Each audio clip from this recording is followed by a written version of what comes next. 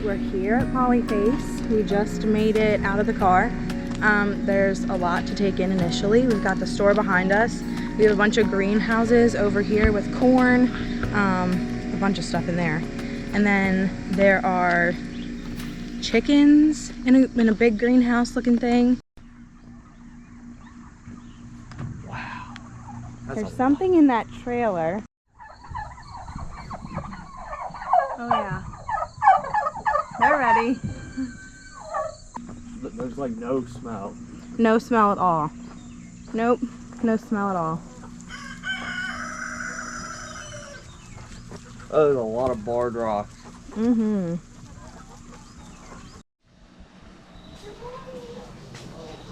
Oh wow. Hey. Oh my goodness.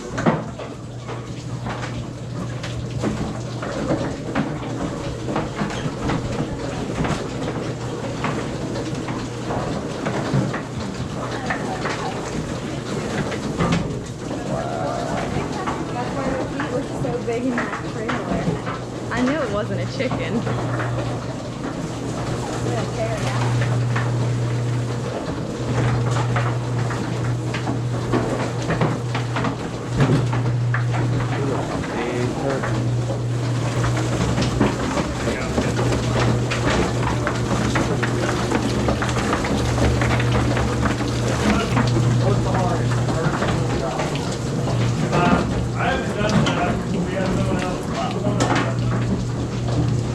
Did y'all just start this morning? Technique here. Do it or just get it in there and over or under? Yeah, over. You want to take it over. It takes a little bit. They're tough press.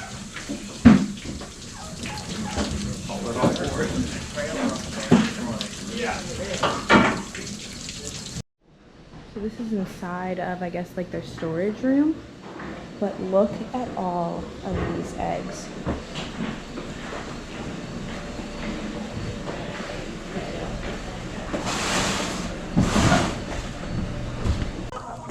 Hello. Wow. All those things taken out on top of the rabbits. So these are what, Rhode Island Reds? These are Rhode Island Reds, and then they've got their rabbits in cages.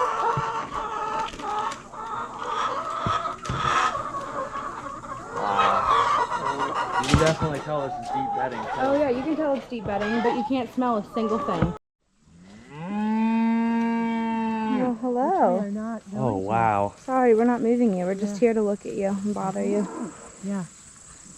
So, we do 100% grass-fed, grass-finished beef. No grain ever. The cow's digestive system was not designed to digest grain, so we don't feed that to them here.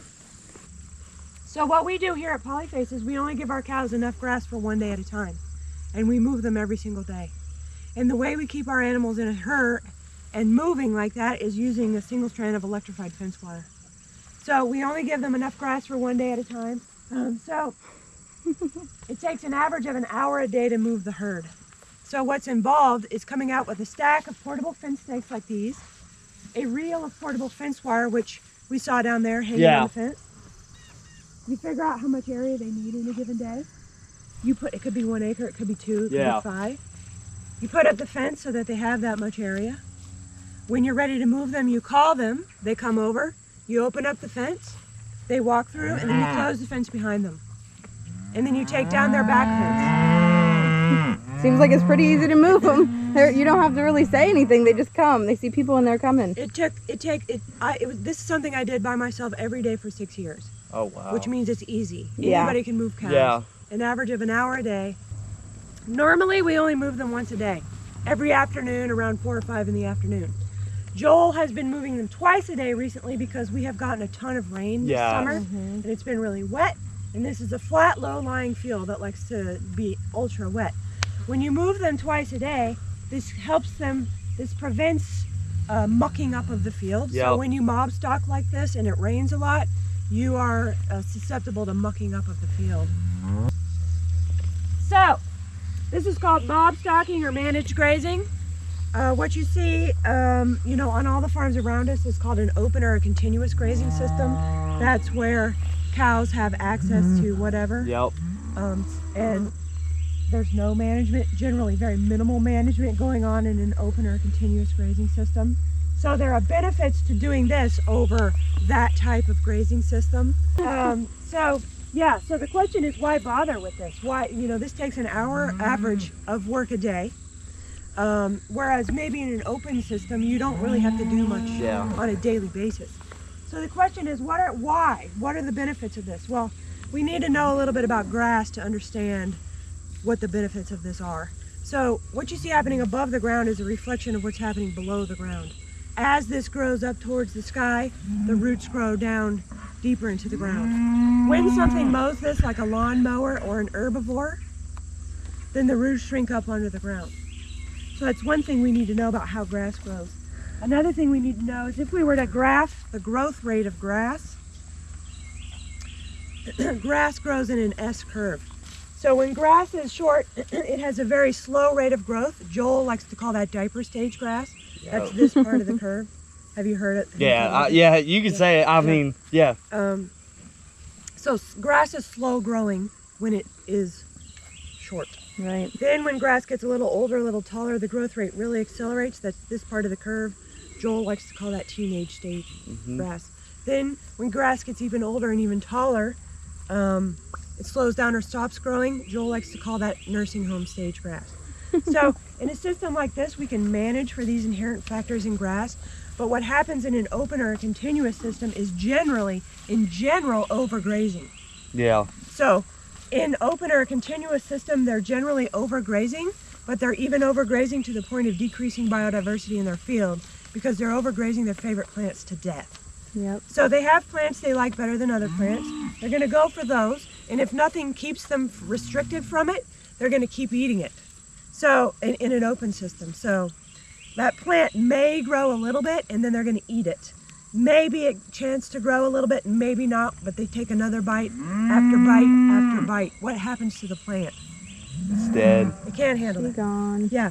So for one thing, they're eating their favorite plants to death. For another thing, they're just overgrazing. So a lot of the farms you saw when you drove in here have cows actively grazing, and it'll look like a golf green. Yeah. And they're out there nibbling like that far from the ground, and you'll see like a golf green with thistles and you know, a few weeds that the cows won't touch. So here we move them in. They may go eat their favorite plants first, and then they're gonna go eat maybe like the broccoli and the Brussels sprouts second, not literally broccoli and Brussels sprouts, but they're gonna go eat the other stuff second. And then the very next day we're gonna move them off of it so they can't come back and take another bite. And now we're gonna let this rest. Minimum of 21 days. Yep. We get much longer than that between grazings. That's just a recommended minimum that you wanna let your pasture rest before you regraze it. So that's both for regrowth and parasite mitigation. Parasites can't survive outside of a host. So if you let your pasture rest from animals, then they won't reinfect. Yeah. So that's one thing. Now also, we like to give them the amount so that they're leaving it in teenage stage. Yep. So we can control that with this, where they can't control that in an open system. So what you're seeing in those lot of open systems is that grass is remaining in the diaper stage all the time, always in its least efficient growing stage. They're probably having to deworm and all that kind of stuff, bad parasite stuff. But here, we're letting them graze to teenage stage, moving them off, and letting this rest. What is running? Is that a deer? Mm-hmm. That's a baby deer. No, it's not. Yes, that is. Oh my gosh. That's a baby deer. It looked like a little bobcat for a minute. I got a little nervous. I think he's like, oh man. He's like, that's not my mom. Oh, straight under. Bye. That's crazy. Hi. Hi. It finally stopped raining in the last week. We just had our wedding at an old barn, a pond, a huge pond, and it got so low at its spring set. It got so low it became stagnant because the spring stopped. And that hasn't happened in over 20 years from them owning it. And they had to go in there. So a regular burning forest fire can actually help prevent wildfires, because what a regularly burning forest fire does is it keeps the underbrush under control. Yep. So a lot of times the underbrush is your fuel source for a fire. If the underbrush has not been taken care of, the fuel builds up, and if that ignites and there's too much fuel, that's what creates a wildfire. So that burns hot. When it burns so hot, it'll burn up the trees and ignite the whole forest, and that becomes a wildfire. Mm-hmm. When a forest burns regularly, the idea is the fuel source is burned regularly, meaning it's not allowed to build up. Yeah. So when it does burn, it doesn't burn so hot, and it only burns up the underbrush, but it allows the big trees to stay. Yes. Does that make sense? Absolutely. Okay. So regularly burning forest fires keep the underbrush under control. They put down fertility in the form of ash. They keep bug infestation problems down. So if you've got bug problems, a forest fire will deal with that. Some forests can't reproduce without the heat of a fire to open up the seeds. I believe it's like sequoias and stuff. It wakes up some of the seeds. So you can see that that is a disturbance to the forest and the land, but forests come back healthier than they were before. So pigs do a similar disturbance to the land. They go in and they're going to deal with a lot of this underbrush by knocking it over because they're trampling it or eating it or rubbing on it. They like to scratch. Yeah. So they're like our dog. Yeah. they scratch on stuff. So they're going to deal with a lot of this underbrush, allowing the canopy to have more oxygen and just keeping this underbrush dealt with. They're going to root for stuff, so they're going to aerate the soil. They're going to eat bugs. Pigs are omnivores, so they're going to eat bugs, eat acorns, walnuts, grubs, roots, whatever. Sometimes it sounds like they eat rocks. Yeah. I think maybe they do. I'm not sure. So they're going to keep bug populations down. They're putting down fertility in the form of urine and manure. They may unbury seeds that just wanted to come up and grow. I don't know. It's called a seed bank, right? So, yeah, Joel calls it that. Seed bank. And so pigs, you can see when they're doing that, when they're in here and they're disturbing the land, they have some really major benefits. So during this time that they're in here, they do this stuff, and then we move them. We generally move pigs on around every 10 days or so. Yeah. Basically a feeder full. So what we do is we let them go through one feeder, and then we'll move them to the next spot. Pigs are stubborn, and they don't like to be told what to do. Yep. So we like to incentivize them a little bit to help them move. Yeah. So what we do is we let their feeder be empty for like a little while. Not like like maybe half a day, so they're hungry. Come out with the tractor, move the feeder to the next paddock, fill it with feed. They can hear and smell that, and they're more easily convinced to move to the next paddock. So during the time they're in here, they do a healthy disturbance. But if you leave them too long, they go from disturbance to destruction. Yep. So you want them to do the disturbance and then move them on, and then this place will come back better, healthier than it was before. So we move the cows every day. We move the eggmobile about every other day following the cows. But we're a delay of about 3 days behind the cows. Yep. This delay gives the flies a chance to lay their eggs in the cow pie and for those eggs to hatch and become larvae. So we train the chickens to go in at night. They must go in at night, and you must shut the doors for their safety, and so you can move that thing in the morning. Yep. You can't move it if they're out. They're dumb. So shut them in at night, come out with the tractor in the morning, hook up to the unit, pull it to wherever the cows were 3 days before. Open the doors. Generally, the chickens head straight to the cow pies for breakfast. They aren't eating the poop. They will leave it alone if there are no larvae in the manure. If they aren't finding anything in there, they'll leave it alone. Yep. But if they find larvae in there, they will scratch it up and eat the larvae. So this has many benefits. Again, their job is pasture sanitization. Main job, pasture sanitization, cleaning up after the cows. So, but one really great benefit of this is we save money because they're getting some of their feed off of the land. Yep. We do feed them grain. It's inside.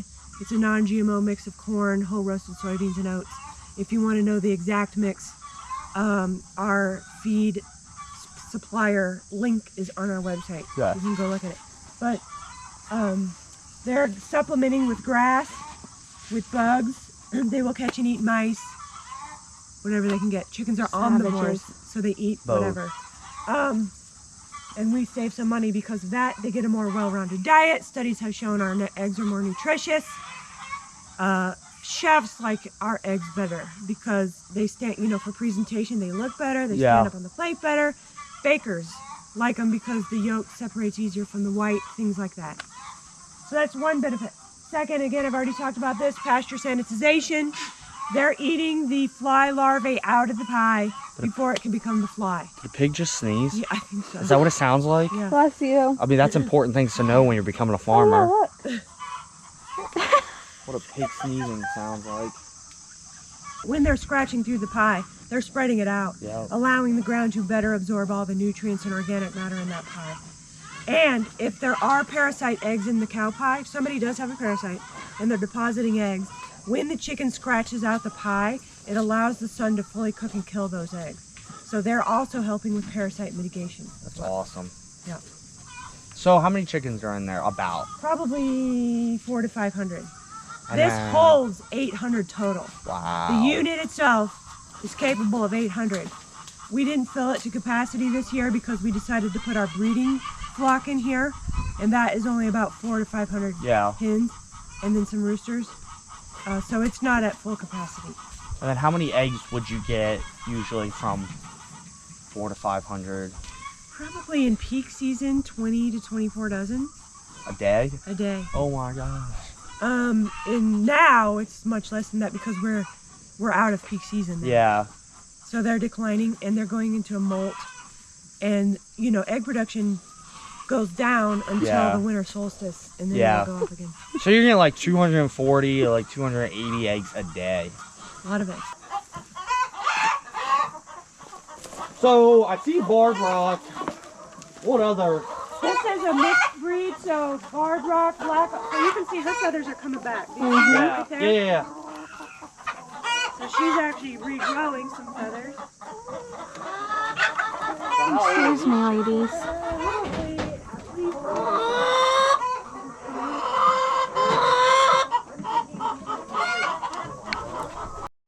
Because, one, this eggmobile is not full to capacity, and two, their production is declining because of the time of year. So we don't need all of those open. We gather eggs every day in the afternoon, and at that time, we shut these boxes so they do not sleep in there and poop and make them real dirty. So these just fold up. Yeah. They fold up and there's a little wire. Yeah, that holds it. That's smart. Yeah. Look at all the eggs. Yeah, that white one Yeah. that you just asked about? She also has a rose comb. Did you see her comb? No. She wanted it. Oh, I see it from here. So silver lace Wyandottes are the only breed that have a rose comb. Yeah. So that's why I also think she probably had that white that's coming from silver lace Wyandotte because she has a rose comb. I didn't even know what that was. No, yeah, that's why we pick a heavy. So the shelter, you can see, is predator resistant, and it also 3/4 of the roof is metal, providing shade and protection from rain, but they can still get sunshine, fresh air, bugs, and grass. All of our enterprises encompass 3 principles: mobile, modular, and management intensive. So I'm going to go over these 3 here because I think the broiler operation is a really good explanation of these 3 principles. The mobility of what we do is more like the portability of our infrastructure. 90% of our buildings, including things like this, can be driven down the road, either because they're on wheels themselves or they can be loaded on a trailer. Modular, that means start small, scale up. Yep. These cost $300 to build. Build your one, fill it with chickens. These hold 75 chickens. Sell your chickens. Now you have enough money to build a second one. This is how to start and scale up without debt and as you have the means. So mobile, modular. Management intensive is the 3rd M. Management intensive is the movement of all of our animals across the landscape. In the case of the broilers, we move every single shelter forward, 1 full spot every single day. We're going that way. And we have these custom-made dollies that we use to move the shelter.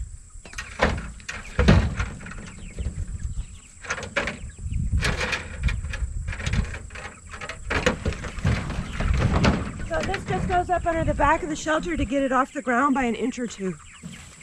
If I was going to move it, the next thing I would do is I would take the feeder out, which is here. I'd take the feeder out and I'd move it forward and set it on the ground, because when I'm done moving the shelter, the door is going to be down there. Then I literally come here and move it one full spot forward. I can do this by myself because of that dolly. Without the dolly, I cannot do it by myself. So diagonal arrangement means no overlap, but it means complete coverage. So we're management intensive, but not pharmaceutical intensive. Management intensive, but not chemical fertilizer intensive. Management intensive, but not pesticide intensive. It's a trade-off for a lot of other things.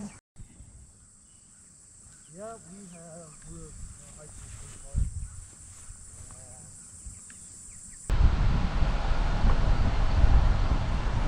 This is cool that you can drive through this whole property. Oh god. So you can drive through this whole property and like, it's okay. Is this okay? Yeah. Yeah, it is. Hit the gas. Just hit the gas.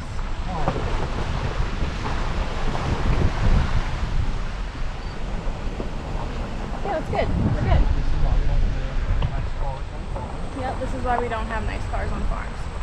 This is where they would keep most of their egg-laying chickens. They have a bunch of slats for roosting bars that you can see underneath, and then in the center, that's where all of their laying boxes would be. But there's no way to shut it. Even at night, they just chill out here. They've got their food troughs, and water seems to be at the other end. I don't have anything for you guys. I'm really sorry. I'm so sorry.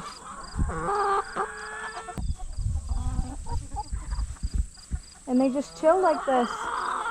It's super cool. They designed it so that it's low enough that if like a windstorm or something comes through, that it won't get blown over or anything like that, but it's low enough that they can still get under it and like roost like underneath it. And they got the walkway through the center, that way they can get in there. They got food troughs in there. They got nesting boxes for them to lay their eggs. And they also got all their food troughs spread out so that they graze evenly. And they just come out here, I believe, every day, and they move it with a tractor and just pick up this First Premier electric fence and move it, put it up in a different spot. And this is probably hundreds of chickens. On Friday, we're gonna have another place that we're going that is gonna show utilizing a lot of these same practices on a smaller scale, a little bit more of a practical or reasonable, single family like homestead, while still using the same practices, same methods of moving these animals daily, using these portable fences that you can pick up, put up in no time. I mean, nothing's permanent here. Everything's on wheels, everything's movable, everything's, very just adaptable to you and your land. I mean, I guess it's not technically easier as like a stationary pasture or pen where theoretically you don't have to go out there and you don't have to move them. But on the flip side, you're not having to keep these animals with any probiotics or medicines because they're getting sick. You're cutting down your expenses on your feed because they're free range, they're healthier, it's cheaper. And when you're talking, I mean, with the tour today that we took, she said on average an hour a day to move 200 cows. One single person, an hour a day. That's nothing. All right, thanks everybody for watching. Here on Joel Salatin's farm, took a tour. It was really cool, really humbling. On Friday, in a couple days now, we have another adventure that we're taking. This is actually our honeymoon. And and we'll keep everything posted and take videos of our experience on the way. I mean, this is all new to us, and we're gonna videotape and vlog and try to do our best at keeping track of this stuff so that everybody else can see and hopefully learn what we learn, and that way we can reflect back on it and see everything that we do and all the mistakes that we make and all the memories that we make and stuff. So hopefully someone else can learn a little bit if they don't have the resources like we're blessed to have. So that's the whole point of documenting our beginning to end. absolutely. And until next time, That's it. what do we say? I don't know. What do we say? What do we say? We gone? We out? Outie like a belly button. We out? Outie like a belly button. All right, outie like a belly button. Outie like a belly button. Bye.